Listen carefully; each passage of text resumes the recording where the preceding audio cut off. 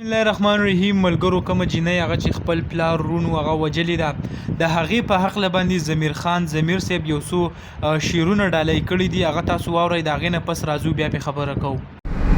چې لږ په غم او په ښادۍ پویول غواړي، نوې کل په زندګۍ پویول غواړي، او د ټیک ټاک په یارانه دې اعتبار نه کوي، بعضې جینکۍ پویول غواړي.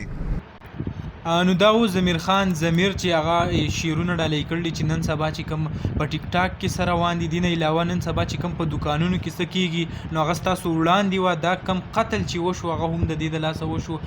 کمې کیمرو چې راواخیستو دوکانونو ته چې نن سبا کمې پښتني جینکۍ ځي، نو بیا چې کوم ریزلټ یې راوځي نو هغه به داسې قسم حالاتو کې زموږ سره یو ورور ناست دی، هغه نه به پکې هم تپوس کوو چې آیا هغه په دې باندې څه نظر ساتي. نن سبا چې کوم جینکۍ داسې د کور د اجازت نه بغیر دغه دوکانونو ته ځي، نو چې بیا چې داسې واقع رامخې ته کېږي د هغې په هکله به ته څه وایې؟ جی بالکل. زه به اول دا ووایم چې جینکو له دندې په کار چې هغه داسې لکه بازار ته لاړ شي، او خاص کر بیا دوکاندارانو سره داسې قسمه حرکات کوي، او یو دوکانداران له دا هم نه دي په کار چې هغه لکه یو جینۍ داسې قسمه ویډیو وکړي او هغه بیا وایرل کړي، نو دا لکه ډېره غلطه خبره ده.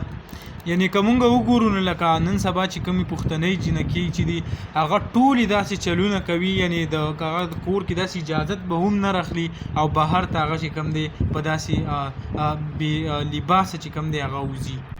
بل تاسو ته به معلومه هم وي داسې په سوشل میډیا هغه ویلی کېږي کم کس چې و هغه هم قتل کړی شوی دی، کم دوکاندار چې و، یعنی د کور نه چې کله دا بهر راوتو نو نامعلومه کسانو هغه په هغې باندې ډزې وکړې او هغه هم قتل کړو. یعنی قتلونه د قتل یې ظفر اصل کې په کار و، او که نه د دې په هکله به ته څه وایې؟ بالکل. زه به دا ووایم چې قتل یې په کار و، ځکه چې هغه دواړه جینکۍ چې دي هغه هم قتل کړی شوي، نو په کار ده چې دا قتل هم کړی شوی، ځکه چې ټول نه د غټه لانجه چې ده هغه د جوړه کړې وه، کومه ویډیو چې ده هغه د وایرل کړې ده. ها یعنی د چې کوم دی کیمرې لګولې وي، کومې سی سی ټي وي کیمرې د لګولې وي، او په هغې کې دا ویډیو ریکارډ کوو بیا راځو سوشل میډیا ته اپلوډ کوو، نو ډېر زیات غلط او ډېر زیات د پښتو کې خو یا داسې کار هغه څوک نه کوي لکه دې چې کوم کړی دی. نو دغه ضمیر خان ضمیر صاحب هم یو څو شعرونه هغې ته ډالۍ کړي وو، هغه موږ تاسو سره شریک کړه. امید لرم ویډیو به مو خوښه شوي. که ویډیو مو خوښه شوي ویډیو لایک کړئ، او که زموږ په چینل نوي یې چینل سبسکرایب کړئ د داسې نورو ویډیوګانو دپاره. انشاءالله په بله ویډیو کې به ملاویږو. د نن دپاره دا کافي وه. د لوی الله په امان.